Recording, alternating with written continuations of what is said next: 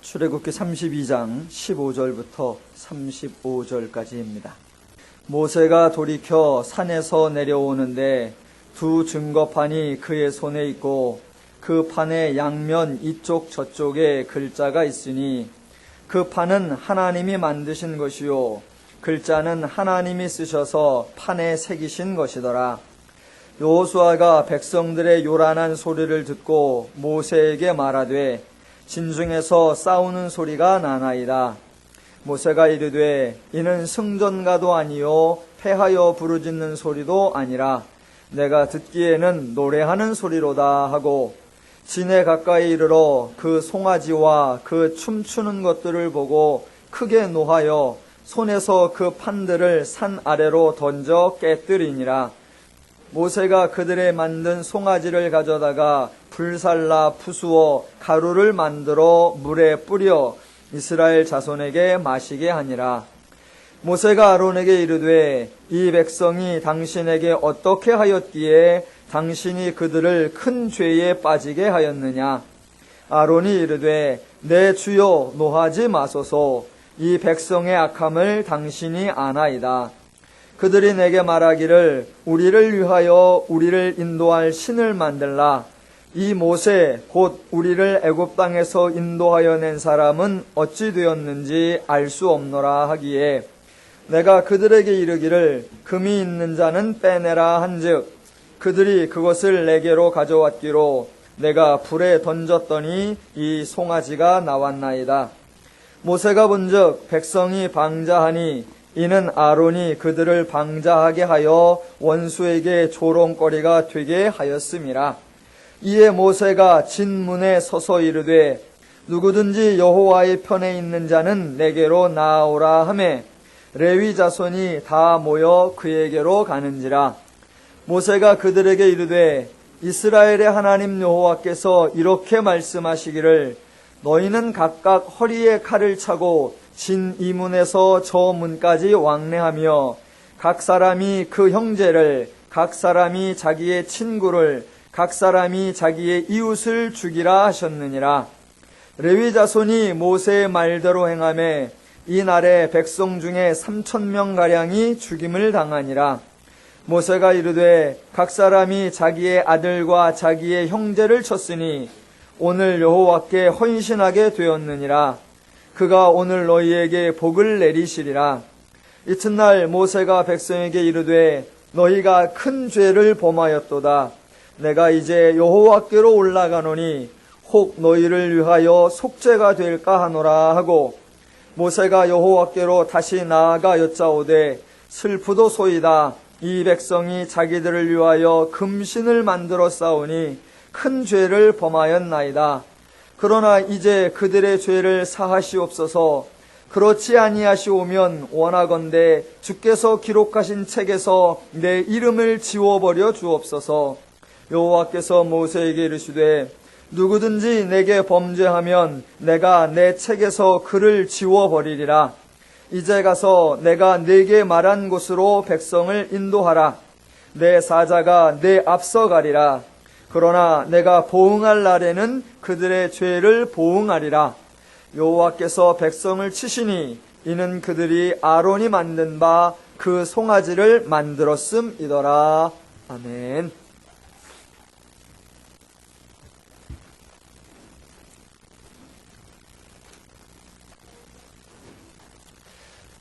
성경을 읽으실 때 참고하셔야 할 중요한 상황이 많이 있겠지만 기본적으로 두 가지는 꼭 아셔야 합니다.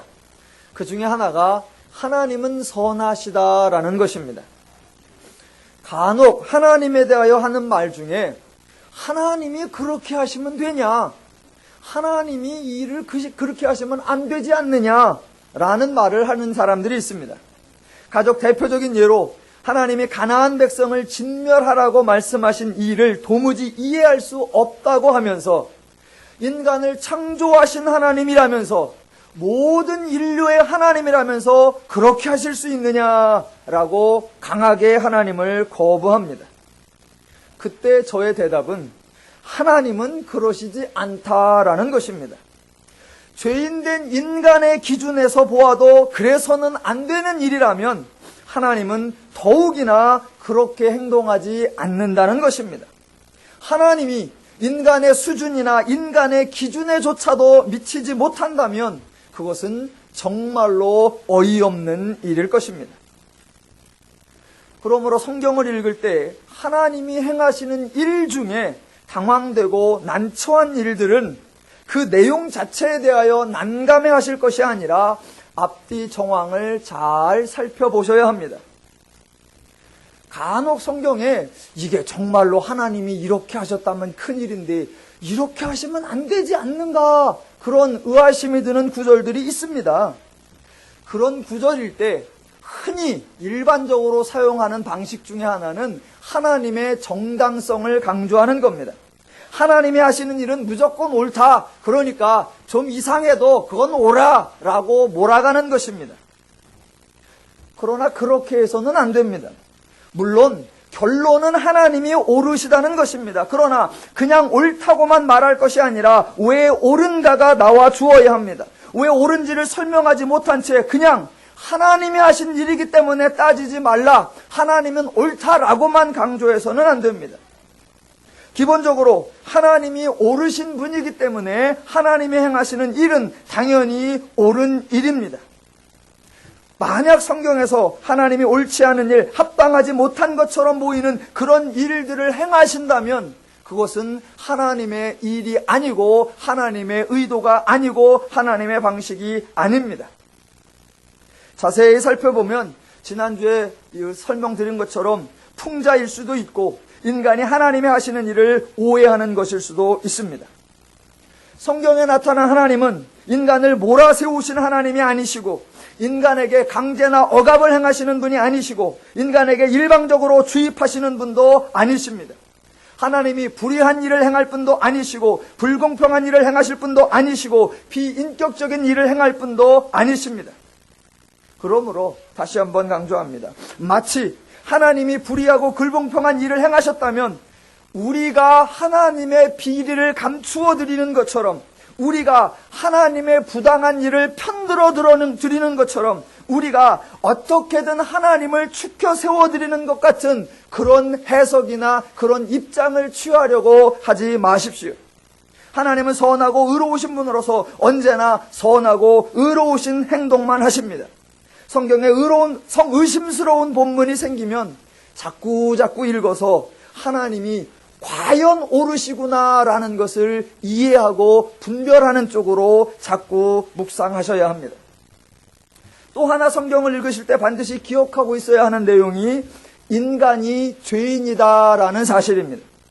성경은 죄인된 인간을 도우시는 선하고 의로우신 하나님의 일하심을 선언하는 것이지 절대로 선하고 의로운 인간의 이야기, 하나님보다 인간을 더 사랑하는 어떤 영웅적인 인간의 이야기를 하는 것이 아닙니다. 그래서 죄인된 인간을 미워하거나 죄인된 인간을 높이거나 죄인된 인간을 추앙하는 해석이 나오거나 죄인된 인간을 본받고 닮아가자는 이야기가 나온다면 그것은 완벽한 오해입니다. 물론 성경에는 사람들의 멋있는 모습, 믿음직스러운 태도, 감동적인 대화, 선하고 의로운 듯한 심정들이 종종 나옵니다. 이러한 모습이 등장할 때는 그 사람의 어느 순간에 그런 모습이 나타나는가, 그 시기를 잘 생각해 보셔야 합니다. 그 사람이 처음부터 그랬는가, 아니면 처음에는 그런 사람이 아니었는데 나중에 그런 모습을 하는가. 아마도 자세히 살펴보시면 그 사람의 성경에 등장한 지 한참 후에야 그런 모습이 나오는 것을 볼 수 있을 것입니다. 왜냐하면 성경은 그 사람의 행동이 그 사람이 처음부터 그런 것이 아니라 하나님이 그 사람을 부르고 하나님이 그 사람을 가르치고 하나님이 그 사람을 변화시켜준 증거로서 그런 모습을 등장시키는 것이기 때문입니다. 가장 흔한 예로 아브라함이 하나님께 부름을 받는 것은 12장이지만 아브라함이 하나님께 믿음의 모습을 보이는 것은 22장이라는 것을 이해하셔야 합니다. 또 하나, 간혹 어떤 사람의 멋있는 모습, 신앙적인 모습이 보인다면 그게 그 사람의 일상의 모습인가 아니면 그게 특별한 모습인가를 분별하셔야 합니다. 우리가 본받을 만한 행동을 한 것이 맞지만 그 사람은 늘 그렇게 행동한 것이 아니고 특별히 그 상황에서만 그렇게 했고 다른 곳에서는 여전히 죄인된 모습을 가지고 있다는 것을 기억하셔야 합니다. 원래 의로운 사람인데 한 번 실수를 한 것이 아니라 원래 죄인인데 한 번 멋있는 모습이 나오는구나, 그렇게 이해하셔야 됩니다. 그래서 성경을 읽으실 때 하나님에 대하여 부정적으로 생각하는 오해를 극복하셔야 하고 죄인에 대하여 긍정적으로 생각하는 오해를 극복하셔야 합니다. 지난주에 하나님의 풍자, 하나님의 패러디를 보시면서 하나님이 변덕을 부리는 것이 아니라고 오해를 풀어보았습니다. 오늘은 정반대로 모세, 인간에 대한 오해를 풀어보도록 하겠습니다.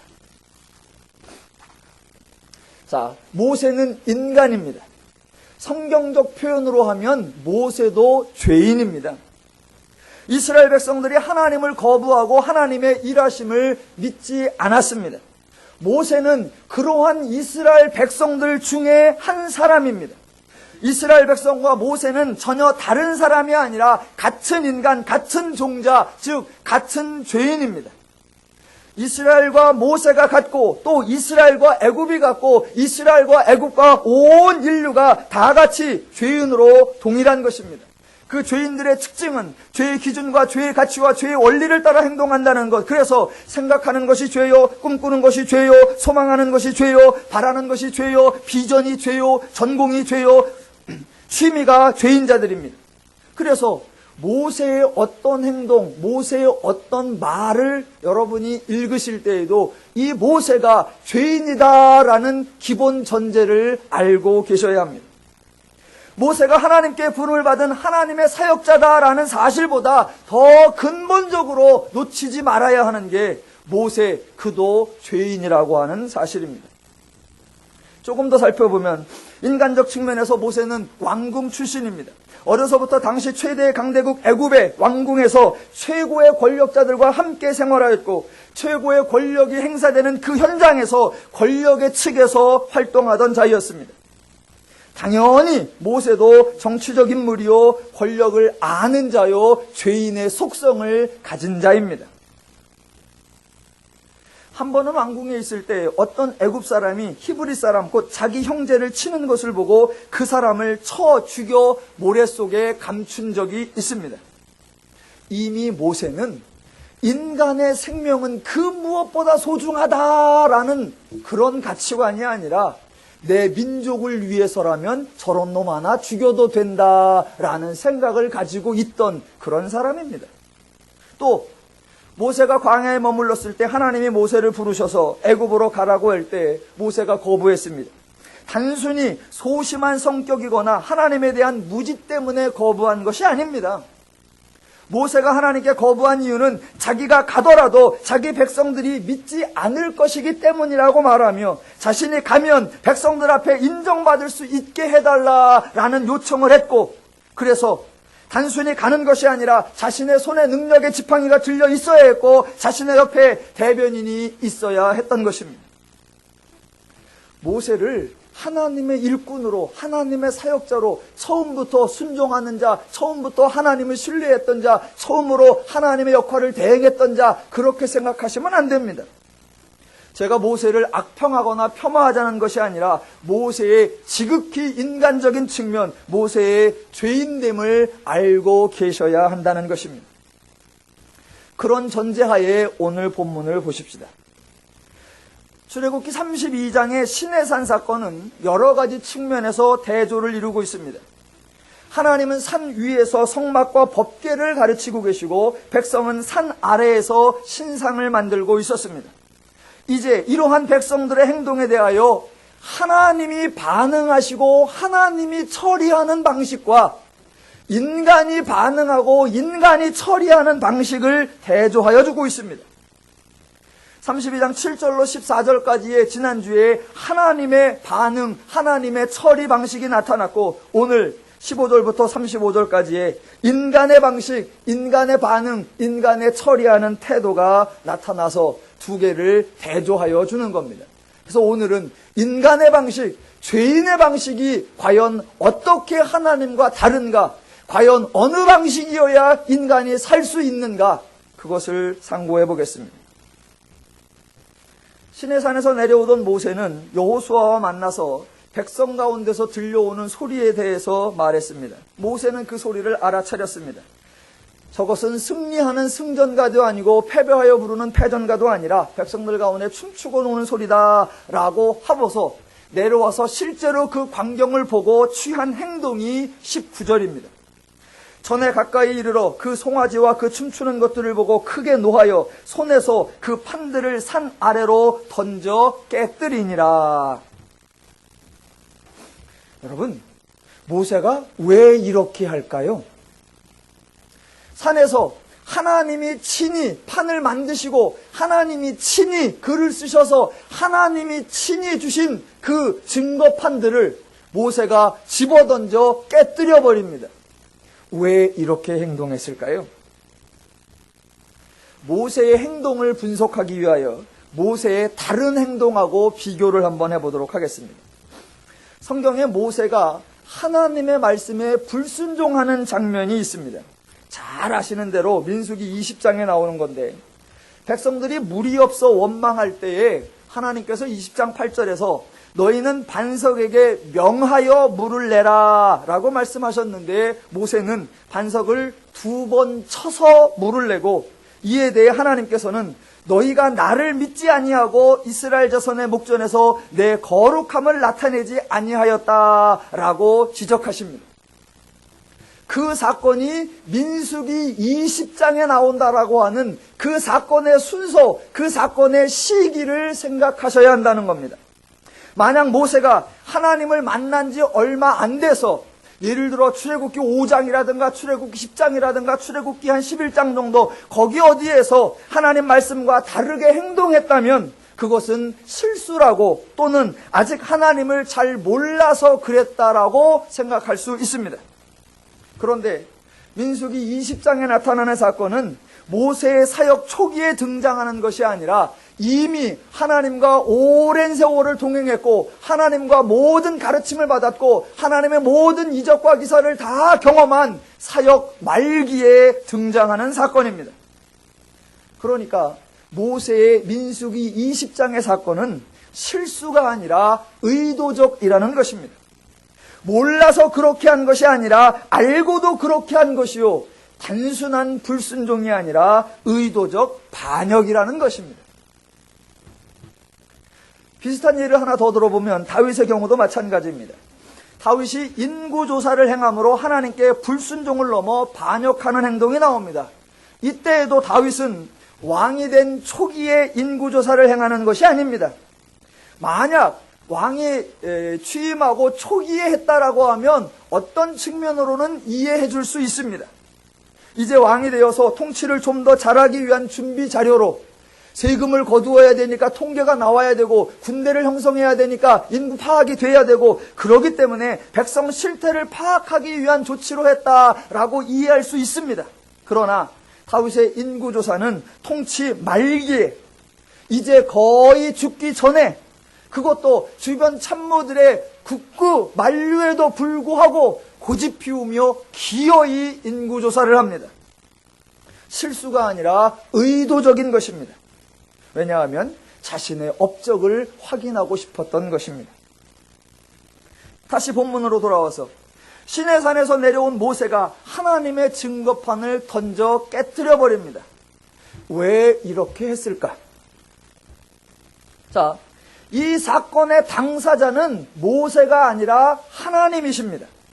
만약 배신을 당했다면 그 당사자는 모세가 아니라 하나님이시고, 만약 명예훼손을 당했다라고 하면 그 당사자는 모세가 아니라 하나님이시고, 만약 인격적 모멸감을 느꼈다면 그 당사자는 모세가 아니라 하나님이십니다. 그래서 만약 화를 내신다면 주체는 모세가 아니라 하나님이시고, 만약 진노를 내리신다면 주체는 모세가 아니라 하나님이십니다. 정작 당사자는 하나님이십니다. 그리고 그 당사자이신 하나님은 백성들의 행동에 대하여 이미 취할 반응을 결정하셨습니다. 그 백성에게 화를 내리지 아니하겠다라고 선언하셨습니다. 처음에 진노하여 진멸을 하시기로 하셨다가 나중에 돌이켜 철회한 것, 그것이 놀라운 것이 아니라 아예 처음부터 화를 내거나 진노할 마음이 없었습니다. 분명히 성경에는 진노하여 진멸하고 싶다라는 말씀을 하셨지만 그것은 백성들의 완고함, 백성들의 부패함, 백성들의 목이 뻣뻣함을 비꼬아 저들의 실상을 깨우쳐주기 위한 표현 방식이었습니다.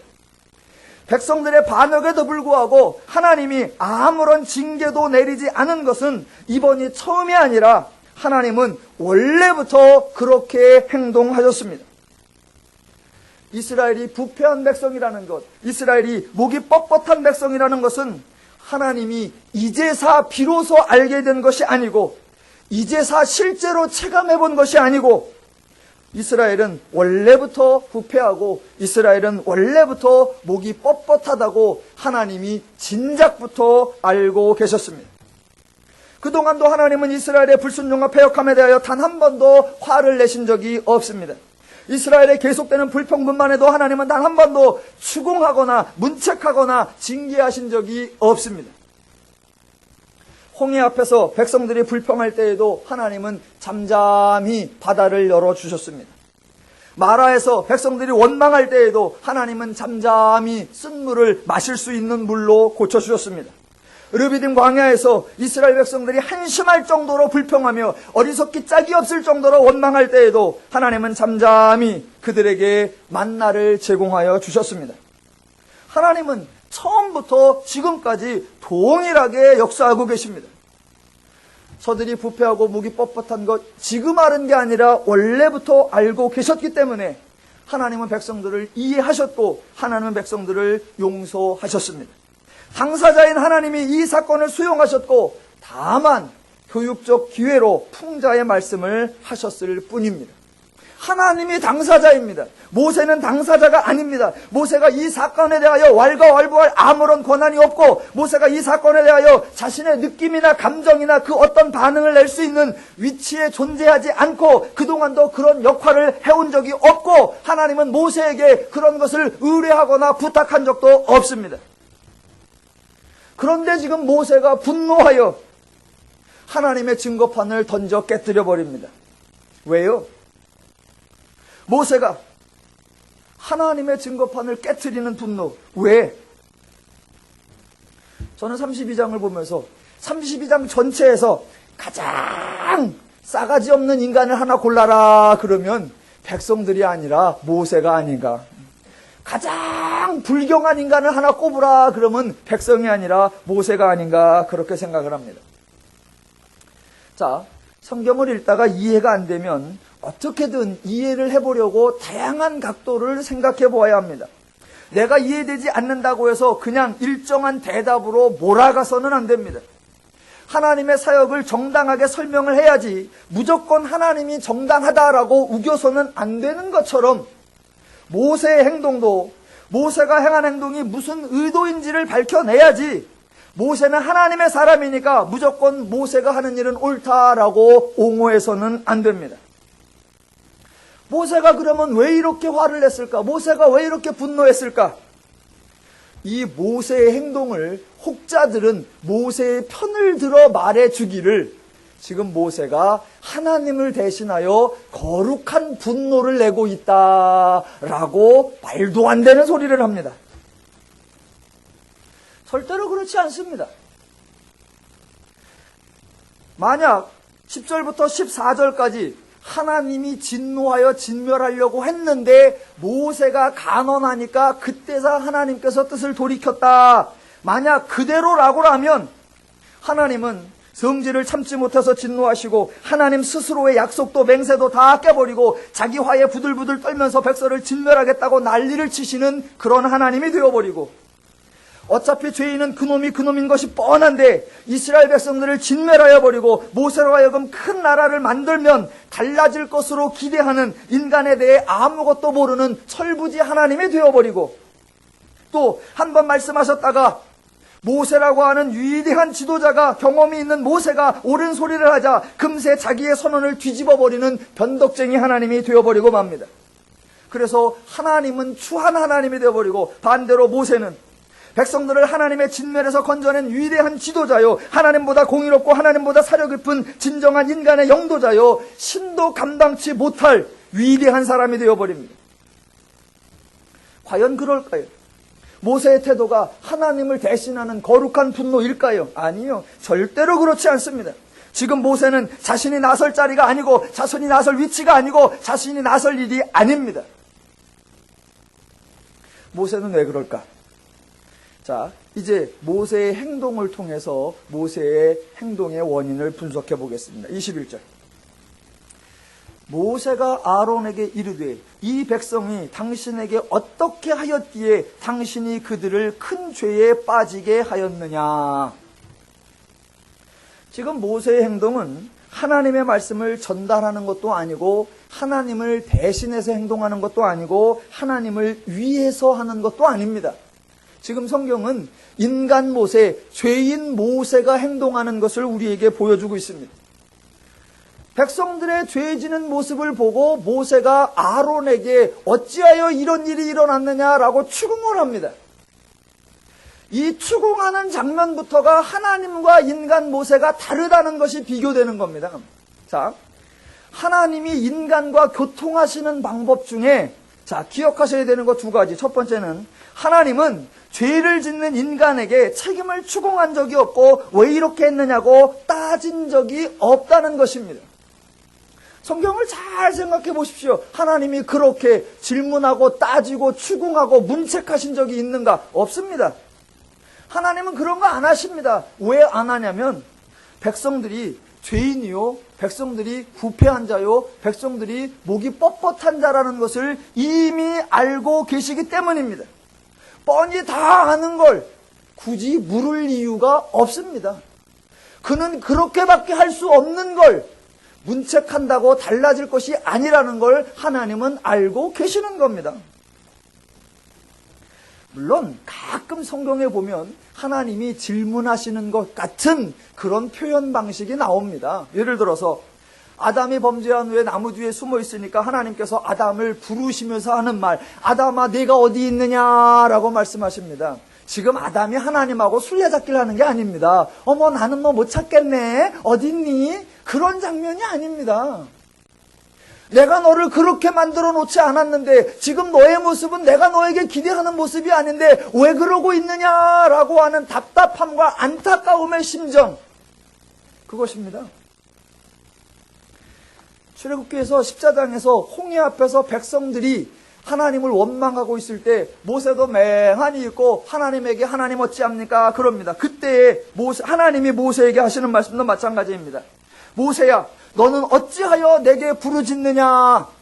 하나님이 질문하시는 게 아닙니다. 모세야 너는 지금 나에게 질문하거나 부르짖거나 그럴 게 아니라 내가 너에게 저들을 인도하라고 했으니까 가면 된다. 그냥 어서 가라. 그런 말씀을 그렇게 완곡적으로 표현하시는 겁니다. 또 하나, 하나님이 인간과 교통할 때 죄인에게 질문에게 추궁하지 않는다는 것이고, 둘째가 뭐냐면 하나님은 일하겠다고 하는 사람에게 질문을 하시거나 다짐을 받지 않는다는 것입니다. 하나님이 사람을 부르시고 세우실 때 질문을 하신 적이 없습니다. 너 어디 출신이야? 묻지 않습니다. 너 능력은 있느냐? 묻지 않습니다. 요즘 표현으로 스펙은 많이 쌓냐? 그런 거 묻지 않습니다. 아브라함 부르실 때 단 한 가지 질문 안 하셨고, 모세 부르실 때 단 한 가지 질문 안 하셨고, 다윗 세우실 때 단 한 가지 질문 안 하셨고, 예수님도 12제자 뽑을 때 단 한 가지도 질문을 안 하셨습니다.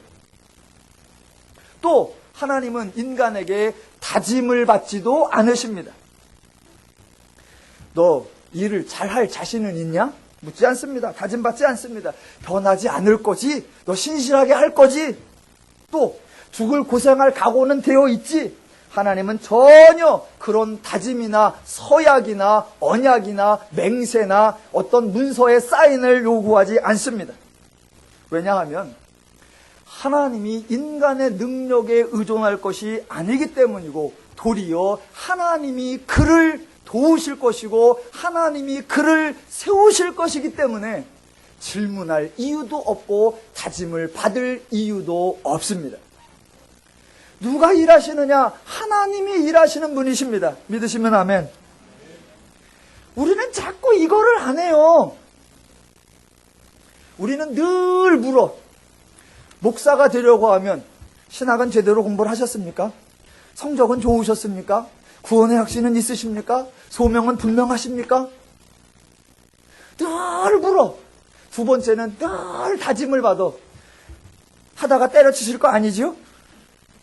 중간에 힘들다고 업종 변경할 거 아니시죠? 우리는 늘 묻고, 우리는 늘 따지고, 우리는 늘 다짐을 받아요. 분명히 그럴 거지, 분명히 저렇게 할 거지, 이렇게 할 거지, 확실하지, 맹세할 거지. 아무짝에도 쓸모없습니다. 왜? 자기들이 한다고 생각하기 때문이래요. 하나님은 묻지 않고 다짐을 요구하지 않습니다. 왜? 하나님이 하실 것이기 때문입니다. 자, 그래서 하나님은 이스라엘 백성이 범죄하여도, 이스라엘 백성이 패역하여도 왜 그렇게 했느냐 질문하거나 따지거나 문책하지 않습니다. 그런데 모세는 내려오자마자 일단 증거판부터 깨엎어놓고 두 번째 추궁하고 문책하는 것입니다. 다시 한번 21절. 모세가 아론에게 이르되 이 백성이 당신에게 어떻게 하였기에 당신이 그들을 큰 죄에 빠지게 하였느냐. 자, 그렇게 문책을 하고 판단 25절로 갑니다. 자, 시내산에서 내려온 모세가 백성들을 바라보는 순간 모세가 가지고 있던 생각이 무엇인지, 그리고 그 이후에 나타날 모세가 행동하는데 왜 그렇게 행동하는지 그 해답이 바로 이 25절 모세의 대답 속에 담겨 있습니다. 모세가 본즉 백성이 방자하니 이는 아론이 그들을 방자하게 하여 원수에게 조롱거리가 되게 하였음이라. 자, 지금 32장 자체가 두 개의 대조를 보여주고 있다라는 그 문맥적 구조를 보셔야 합니다. 하나는 하나님의 태도로 7절부터 14절까지였고, 바로 또 하나가 오늘 모세의 태도로 15절부터 30절, 35절. 하나님은 진노를 내리시기로 했다가 마음을 돌이키시는 그런 것이 아니라 처음부터 진노할 마음이 없고 그들을 용서하고 수용하고 받아주시는 것.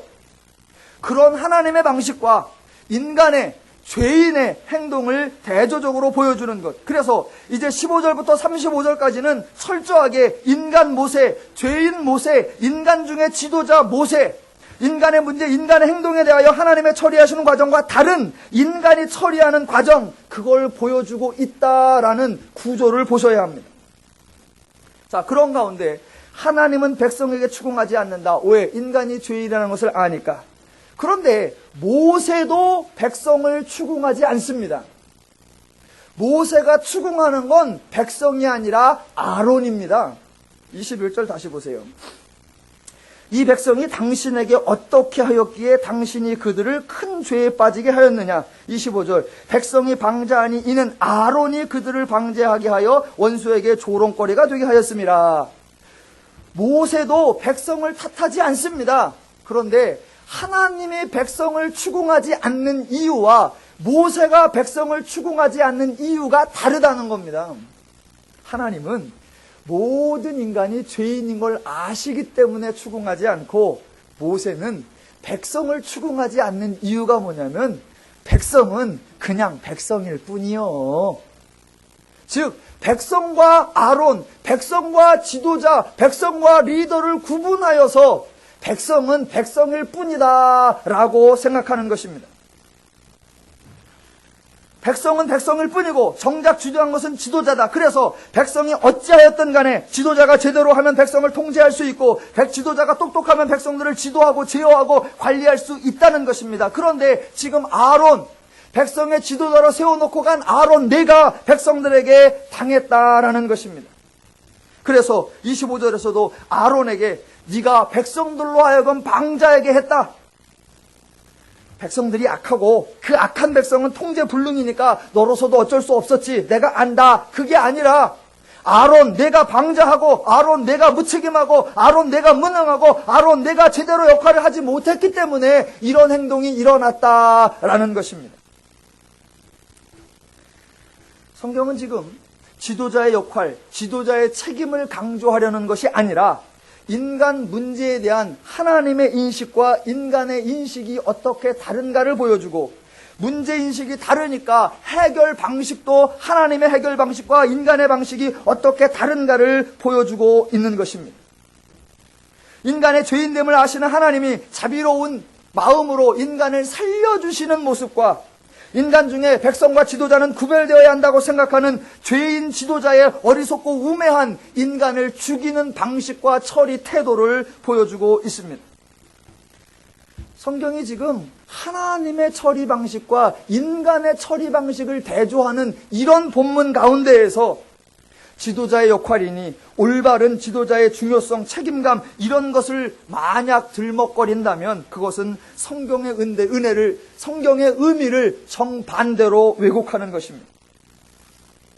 모세는 위대한 영도자고 아론은 비굴한 협작꾼으로 몰고 가서는 안 됩니다.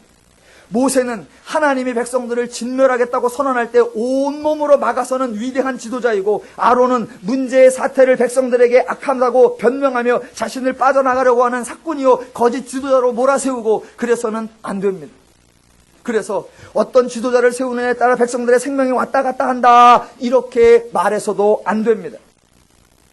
그런 생각, 그런 결론을 내는 것이 바로 모세가 죄인이다라는 생각보다는 모세가 하나님의 일꾼이다라고 생각하는 오해와 착각 속에서 나오는 겁니다. 오늘 본문은 모세의 지도력과 모세의 영도력과 모세를 리더자의 모델로 세우려고 하는 것이 절대로 아닙니다. 만약 이 본문에서 지도자의 중요성, 리더의 중요성을 강조하면 가장 바보가 되는 건 아론이 아니라 하나님입니다. 성경은 단 한 번도 지도자의 중요성, 지도자의 역할, 지도자의 책임에 대해서 말하는 적이 없습니다. 지도자에 따라 공동체의 모습이 달라진다, 그런 사고방식 자체가 성경에 없습니다. 좋은 지도자를 고르고 좋은 리더를 따르라 라고 권면하는 적도 없습니다. 너희 중에 선한 목자가 있었으면 좋겠다 라고 말씀하시는 적도 단 한 번도 없습니다. 선한 목자가 있다고 말씀하십니다. 그분이 누구이시다? 오직 예수가 선한 목자다라고 말하지, 너희들 중에 선한 목사, 제대로 된 목사, 똑똑한 리더, 훌륭한 리더십이 있는 지도자, 그런 것을 말하거나 강조하거나 언급하는 것은 단 한 번도 없습니다. 다시 한번 강조합니다. 지금 32장은 하나님과 인간을 대조하여 보여주는 것입니다. 이제 인간 모세의 문제 처리 방식을 살펴보겠습니다. 자, 만약에 25절에 나오는 모세의 판단대로 아론이 백성을 방자하게 했다면 이 사건의 책임자는 바로 아론입니다. 그래서 이 사건에서 징계를 받아야 하고 형벌을 받아야 할 자는 바로 아론입니다. 그런데 모세는 아론에게는 아무런 조치도 취하지 않습니다. 그 다음에 정말 재미난 얘기가 나옵니다.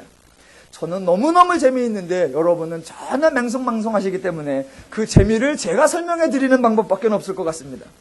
자, 정말 재미있는 현상이 나오는데 26절. 이에 모세가 진문에 서서 이르되 누구든지 여호와의 편에 있는 자는 내게로 나오라 하매 레위 자손이 다 모여 그에게로 가는지라. 지금 이게 말이 된다, 말이 안 된다?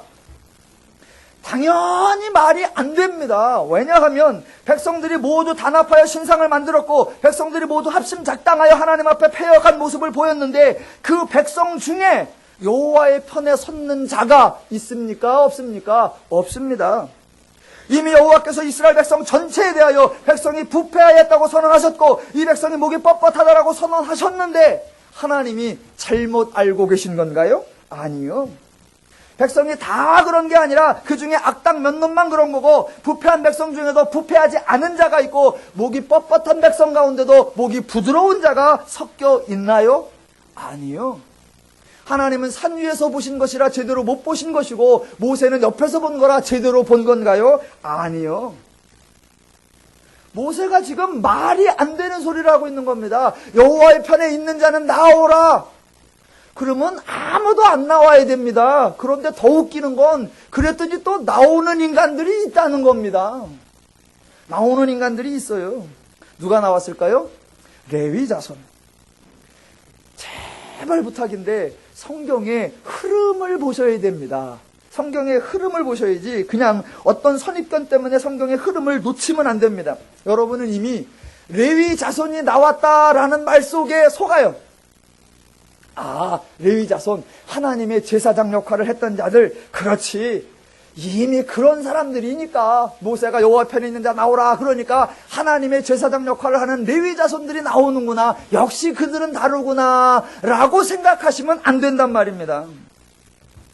그게 성경의 흐름을 인식하지 않은 생각입니다. 왜냐하면 레위 자손은 원래부터 특별한 사람들이 아니었고, 둘째, 지금 레위 자손은 자신들이 하나님의 제사장으로 구별되었다는 걸 안다 모른다? 모른단 말입니다. 지금 32장에서 모세가 산에 올라가서 하나님께 그 말씀을 듣고 있고, 모세가 내려와서 말을 해줘야 되는데 말하기도 전에 지금 엎어놓고 이러고 있으니, 지금 레위 자손들은 자기들이 하나님의 제사장으로 성별되어서 이제 성막에서 일을 할 일꾼들로 구별됐다라는 얘기를 아직 듣지를 못한 상태입니다. 자, 그렇게 아직 자기들이 구별된 자라는 걸 모르는데 여호와의 편에 섰는 자 나와라 그랬더니 레위 자손이 나왔습니다. 왜 나왔을까? 힌트. 제가 힌트를 들어드릴 테니까 얼른 알아차리십시오. 힌트가 제가 읽어드릴게요. 출애굽기 2장 1절에 나옵니다. 레위 가족 중 한 사람이 가서 레위 여자에게 장가들어 그 여자가 임신하여 아들을 낳으니 그가 잘생긴 것을 보고 3달 동안 그를 숨겼으나 어쩌고 저쩌고 해서 그 아이의 이름을 모세라 하더라. 자, 지금 어떤 아이의 출생에 관한 얘기입니다. 모세라는 아이. 자, 모세가 어느 지파입니까? 레위 지파. 나와라 그랬더니 누가 나왔다는 겁니까? 레위 지파. 왜 나왔어요? 일가 친척이라 나왔어. 일가 친척이라 나왔어요. 거 봐요. 재밌잖아.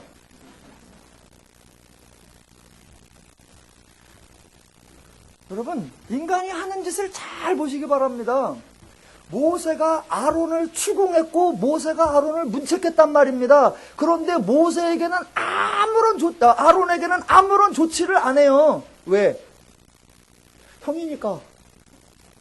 그리고 이 백성들을 쓸어버리자라고 하니까 어차피 다 같은 죄인 놈들이고 어차피 다 같이 작당한 놈들인데 그 중에 쓸어버리자라고 하니까 누가 나오느냐? 모세의 자기 친족들만 나오는 거예요. 그러니까 모세는 또 자기 친족들 데리고 일을 벌리는 겁니다. 자, 그리고 행하는 일들 보십시오. 레위 자손이라는 말, 거룩한 제사장 집단, 아직은 그런 얘기 나올 때가 아니에요. 그런 얘기가 아니에요. 자, 이제 그들이 행하는 행동을 보겠습니다. 27절. 모세가 그들에게 이르되 이스라엘의 하나님 여호와께서 이렇게 말씀하시기를 너희는 각각 허리에 칼을 차고 진 이문에서 진 저문까지 왕래하며 각 사람이 그 형제를 각 사람이 자기의 친구를 각 사람이 자기의 이웃을 죽이라 하셨느니라. 레위 자손이 모세의 말대로 행하며 이날의 백성 중에 3,000명가량이 죽임을 당하니라. 질문을 해보겠습니다. 하나님이 이렇게 하실까요? 절대로 하나님은 이렇게 행하시지 않습니다. 좋아. 만약 하나님이 진노하셔서 인간에게 행한 대로 갚아야 되겠다라고 해서 진노하여 인간에게 행한 대로 벌을 주시겠다라고 하면 몇 명 죽여야 되십니까? 예, 진멸해버리는 겁니다. 하나님이 대략 한 3,000명 죽이고 마는 게 아니라 하나님이 그들의 행한 대로 갚으면 진멸입니다. 그래서 32장 10절에 비록 안 하실 거지만 저들을 비꼬아 말씀하실 때 내가 진노하여 저들을 진멸하고 모세 너로 하여금 새로운 나라가 되게 하리라 말씀을 하셔도 그렇게 하셔야 하나님이 정상입니다. 그런데 그 하나님이 여호와의 편에 섰는 자 몇몇 골라서 자기 부모를 죽이고 자기 형제를 죽이고 자기 친족을 죽여라. 하나님이 그렇게 하시겠습니까? 절대로 하나님은 그렇게 하지 않으십니다. 지금 이 행동은 철저하게 죄인의 행동입니다. 이러한 행동을 죄인들은 또 좋은 말로 표현을 합니다. 이런 행동을 뭐라고 표현한다? 교육적 용어를 쓸 때 일벌백계라고 합니다. 즉 한 사람이나 한 가지 죄가를 엄하게 벌줌으로써 여러 사람에게 징계한다라는 의미. 멋있는 말로 일벌백계, 제가 흔히 쓰는 말로 뻔때를 보인다라고 말하는 겁니다. 여러분, 하나님이 일벌백계의 방식을 사용하실까요? 안 하실까요? 절대로 사용하지 않습니다. 그런데 인간은 하나님도 안 쓰시는 방법을 사용합니다. 왜? 하나님이 인간을 인식하는 것과 인간이 인간을 인식하는 게 다르기 때문입니다. 하나님은 인간에게 일벌백계 그런 거 안 하십니다. 왜 안 하느냐? 인간은 다 똑같은 겁니다. 그 중에 원래는 안 그러려고 했는데 몇몇 놈들이 주동을 해가지고 그들이 선동을 하니까 나머지는 그저 뭣도 모르는데 따라갔어요. 아니요. 그렇게 말하는 놈 있으면 그 놈들만 골라다가 가중 처벌해야 돼. 아니요. 하나님은 인간은 그렇지 않다. 만약 뭣도 모르고 따라갔어요 하는 놈은 그 놈도 이미 그 속에 그게 좋아 보이고 그렇게 하고 싶었는데 참아 용기가 없을 때 옆에서 해주니까 좋아라 하고 따라간 거다. 똑같은 놈들이다. 그래서 일벌백계를 하지 않고, 두 번째, 하나님은 왜 일벌백계를 안 하느냐? 그런 걸 한다고 해서 인간이 교육을 이해하고 알아듣고 변화될 거라는 기대를 하신다, 안 하신다? 안 하신단 말입니다. 그래서 이런 방식을 사용하지 않습니다. 만약 하나님이 저들에게 일벌백계 그런 걸 하시면 아까 말한 대로 그냥 다 죽여서 읊는 거예요. 그래야지 뭐. 보세요. 일벌백계라는 말을 쓰는 건 누구냐? 인간만 써요. 인간만. 자, 하나님이 일벌백계를 쓰면 절대로 안 됩니다. 왜 안 되냐면, 자, 무리를 끌고 가려고 하니까 한 놈을 죽여서 나머지 사람들에게 교육을 시킨다. 말은 멋있는 말이지만 그럼 그 죽는 한 놈은 뭐예요?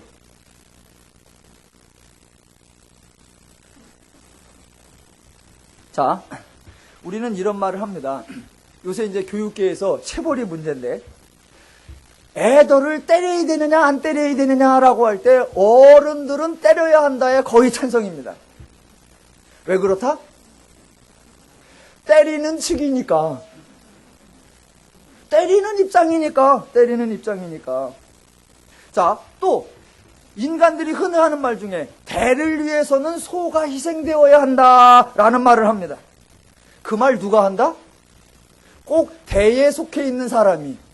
소에 있는 속한 사람은 절대로 그런 소리 안 합니다. 하나님이 저 쓰시자고, 저 크게 사용하시자고 여러분 도분 죽여버리시면 자원하실 분 계십니까? 단 한 사람도 없을 겁니다. 하나님은 그렇게 하지 않으십니다.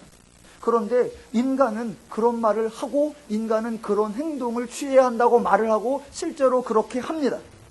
그래서 하나님의 원리, 하나님 방식이어야 인간이 살지, 인간의 원리, 인간의 방식이면 인간이 다 죽습니다. 그래서 지금 이 행동은 하나님의 행동이 아니라 하나님과 대조되는 죄인 인간의 행동을 보여주는 장면이고, 그 다음에 자, 이제 죄인 모세, 사람 자신은 백성과 다른 지도자라고 생각하는 모세, 그래서 지도자의 책임과 역할이 중요하다고 생각하는 인간 모세의 행동을 한번 살펴보겠습니다. 지금부터 죄인 모세가 보여주는 세 가지 극치의 모습을 보겠습니다. 첫 번째 29절, 오해의 극치입니다. 모세가 이르되 각 사람이 자기의 아들과 자기의 형제를 쳤으니 오늘 여호와께 헌신하게 되었느니라. 그가 오늘 너희에게 복을 내리시리라. 이게 지금 제정신이다, 죄정신이다.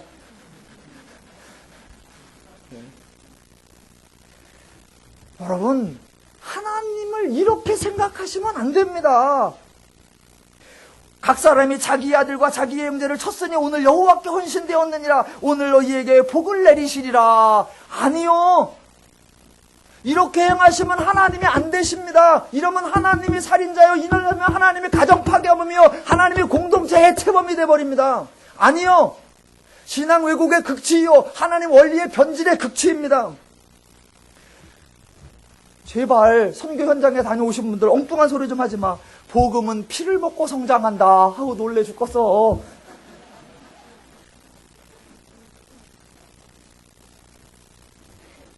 또 30절 초반부, 30절 후반부, 혹 너희를 위하여 속죄가 될까 하노라. 무슨 말이에요? 백성들이 범한 죄에 대하여 한 3,000명 좀 죽였으니 이 정도면 하나님께서 눈 감아 주실 것이다 라고 생각하는 거, 이거 지독한 죄인적, 악독한 죄인적 방식이지 하나님 방식이 절대로 아닙니다. 설교 준비하느라고 어느 주석책을 봤더니 이 본문을 그렇게 풀어놨어요. 이게 신앙의 참모습이다. 우리가 하나님을 모를 때는 부모와 자식과 형제를 우선적으로 알고 살지만은 이제 하나님을 믿게 된 순간부터 하나님이라면 부모도 버리고 하나님이라면 자식보다도 하나님은 형제보다도 하나님을 먼저 할 수 있는 그러한 결단이 있는 자들이다. 제발 부탁이니까 그렇게 하지 마십시오. 하나님이 인간을 이해해 주셔야지 어떻게 인간이 하나님을 이해해 주냐고요. 네. 자, 너희가 그렇게 희생의 값을 치르면, 그렇게 하나님께 헌신하면 하나님께서 복을 주실 것이다. 아니요. 하나님이 그렇게 치사한 분이 아니십니다. 그게 신앙 왜곡의 극치. 두 번째, 교만의 극치. 30절. 너희가 큰 죄를 범하였도다. 내가 이제 여호와께로 올라가노니 혹 너희를 위하여 속죄가 될까 하노라. 이게 무슨 말이냐면요, 지금 모세가 이렇게 말하는 겁니다. 야, 이 백성놈들아, 이 패역한 놈들아, 너희들이 그렇게 방자하여 악독했느냐? 나는 잘못이 없고 니들이 범죄했는데 일단 내가 선조치를 해놨고 이제 내가 모세가 하나님께로 올라가 하나님을 만나 뵙고 하나님께 사죄를 받아볼까 한다. 나는 잘못이 없는데 니들 때문에 내가 이 고생을 자처하고 니네 짐을 지고 하나님께 좀 나아가 보려고 한다 라고 말하는 겁니다.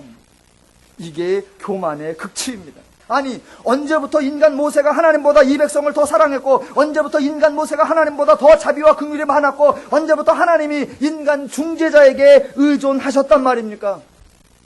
그런데 백성들과는 다른 지도자요, 백성들과는 다른 세움받은 자요, 백성들과 다른 리더자라고 자신을 생각하면 사람들은 이런 역할을 해야 한다라고 오해와 착각과 교만을 하게 돼 있습니다.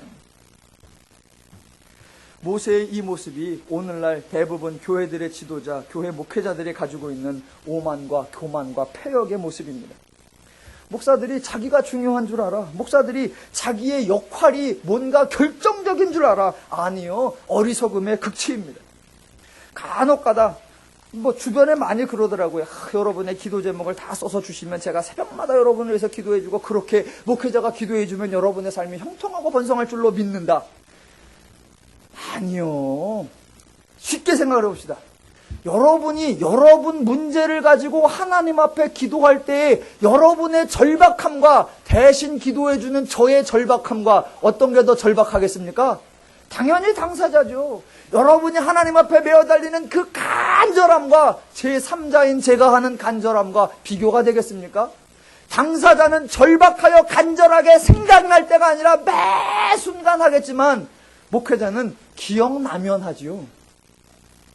그게 어떻게 비교가 되어서 그게 어떻게 목회자의 기도가 더 잘 응답받고 더 잘 하나님께서 들어주십니까?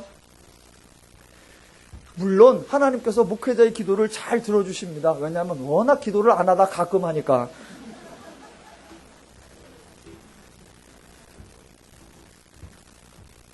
세 번째, 모세의 교활함의 극치를 보겠습니다. 33절. 모세가 여호와께로 31절부터 모세가 여호와께로 다시 나와 여짜오되 슬프도소이다야. 오늘 제 제목이 설교 제목이 슬프도소이다예요. 왜? 이런 본문을 오해해가지고 엉뚱하게 리더니 지도자니 이런 얘기만 하니까 이런 설교를 해야 하는 내가 참으로 슬프다. 그래서 오늘 제목이 슬프도소입니다. 슬프도소이다. 이 백성이 자기들을 위하여 금신을 만들어 싸우니 큰 죄를 범하였나이다. 만약 모세가 진짜 지도자라면 아론 탓하지 말고 백성 탓하지 말고 자신의 무능을 탓해야지요. 그런데 지금 모세는 여전히 자신의 이야기를 하지 않고 백성이 범죄했다라고 말합니다. 비열한 인간 같으니라고. 그런데다 이제 교만한 말 32절. 그러나 이제 그들의 죄를 사하시옵소서. 그렇지 아니하오시면 원하건대 주께서 기록하신 책에서 내 이름을 지워버려 주옵소서. 여기 아멘 하면 안 돼요. 또 기도할 때 이런 구절 외워놨다가 써먹어도 안 됩니다. 여러분, 이게 아주 교활한 말입니다. 자기는 죄인이 아니고 자기는 백성들과 다른 종자인데 지금 백성들이 죄를 졌는데 그래도 내가 지도자니까 백성들의 죄짐을 지고 가겠다, 그런 말입니다. 그래서 그 표현을 아주 멋있게 누구든지 범죄하거든 기록하신 책에서 대신 내 이름을 지워버려 주옵소서. 자, 주여 슬프도소이다. 내 백성이 범죄하였나이다. 백성 중에 한 사람이 만약 범죄하면 그러면 생명책에서 내 이름을 지워버리옵소서. 만약 하나님께서, 그래서 대답이 뭐냐면 33절, 여호와께서 모세에게 이르시되 누구든지 내게 범죄하면 내가 내 책에서 그를 지워버리리라. 33절에 하나님께서 이렇게 말씀을 하시고 만약 그대로 행하신다면 하나님이 1번으로 지워버릴 이름이 누구다? 모세예요. 1번으로 지워야 될 게 모세란 말입니다. 그러니까 지금 하나님은 알았다. 네 말대로 할게. 그래서 지우려면 너부터 지워야 돼, 인간아. 그런데 내가 네 이름 안 지우고 데리고 있을게 라는 말은 너도 그렇고 백성도 그렇고 그 어느 누구의 죄에 대하여 내가 문책하고 책망하고 징계하고 형벌하고 그러지 않는다 라는 표현입니다. 자, 보십시오. 그래서 34절. 이제 가서 내가 네게 말한 곳으로 백성을 인도하라. 내 사자가 네 앞서 가리라. 예, 하나님은 여전히 모세를 쓰고 계시는 겁니다. 하나님의 방식과 전혀 다르게 하나님의 애써 구원하는 백성, 지가 자기 친족들 데리고 가서 3,000명쯤 다 죽여버린 그런 패역하고 악독한 그 백성 모세일지라도 하나님은 여전히 쓰시는 거예요. 왜냐하면 언제는 모세 능력 보고 썼나? 언제는 모세의 지도력 보고 세웠나? 언제는 모세의 성품 보고 부르셨나? 모세나 백성이나 모든 인간이 패역함은 똑같기 때문에 그 어느 누구에게도 진노하지 아니하시고 세웠던 인간 철회하거나 불렀던 인간 소멸시키거나 그런 게 없고 하나님은 동일하게 받아주시고 수용하시고 참아주시고 인내하시고 그러면서 가르치시는 것입니다. 자, 그래서 모세를 여전히 쓰시면서 내가 네게 말한 곳으로 내 백성을 인도하라. 내 사자가 내 앞서 가리라. 마지막 하나. 그러나 내가 보응할 날에는 그들의 죄를 보응하리라. 성경을 읽다 보면 32장에서 많은 분들이 혼동하십니다. 왜냐하면 이스라엘 백성들이 범죄하였다. 그랬더니 하나님께서 진노하겠다라고 하시더니 잠시 뜻을 돌이키사 진노 안 하겠다 그러시더니 그 다음엔 모세를 통해서 3,000명쯤 죽이시겠다가 그 다음에 또 내가 범죄하면 지워버리게 했다가 그 다음에 또 보응 안 하시는 것처럼 했다가 보응하시는 것처럼 했다가 도대체 하나님이 뭐 하시는 거냐? 아니요. 그런 게 아니라 지금 내가 보응할 날에는 그들의 죄를 보응하리라. 이게 무슨 말이냐면 보응하다라는 말이 그의 행한 대로 갚는다 이런 의미가 아니라 원래 주의하다, 보살피다, 방문하다, 감찰하다, 가르치다, 권고하다 그런 말입니다.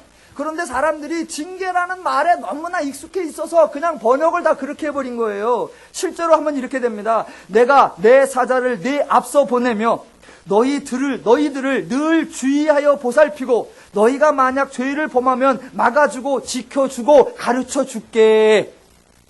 이게 하나님께서 그들의 보응할 날에는, 즉 내가 너희들이 방문할 필요가 있고 내가 너희를 지도하고 감찰해야 할 그때에는 내가 너희들에게 임하여 있고 너희들의 죄가 직접 드러나면 그것을 품어내고 선용해내고 가르쳐내고 권면해내고 고쳐낼게 라는 말. 그래서 35절 여호와께서 백성을 치시니, 여기서 치시니도 만지다, 어루만지다, 보살피다, 토닥이다 이런 겁니다. 즉 아론이 그 만든 바 그 송아지를 만들었기 때문에 하나님께서 그들을 방문하셔서 그들을 뭐 하셨다? 어루만져주시고 달래주시고 여겨주시고 불쌍히 여겨주시고 긍휼히 여겨주시고 한 번 더 토닥여주셨다 이런 말입니다.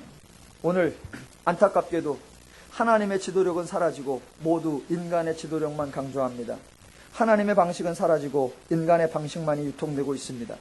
가장 그럴듯하지만 가장 비참한 인간의 방식, 자신이 일꾼이요 자신이 지도자라고 생각하는 순간 찾아오는 이 무엇인가를 해야 한다는 역할론이 비극을 만들어내고 하나님을 대신하고자 하는 방법론이 하나님의 의도를 왜곡시키며 인간을 힘들게 합니다. 하나님을 아시고 하나님의 원리를 아시고 하나님의 인간 대하는 걸 아시고 하나님의 인간 처리하는 방식을 아셔서 하나님과 더불어 은혜를 누리며 하나님이 주신 복락들을 날마다 삶 가운데 풍성히 누려가시기를 주님의 이름으로 축원합니다.